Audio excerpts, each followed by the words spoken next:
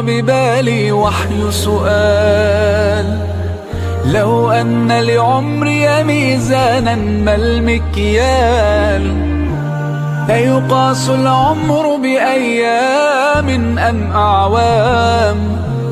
فتأملت جلست أفكر فيما يذكر حين يقال: رحم الله فلان كان وكان وكان.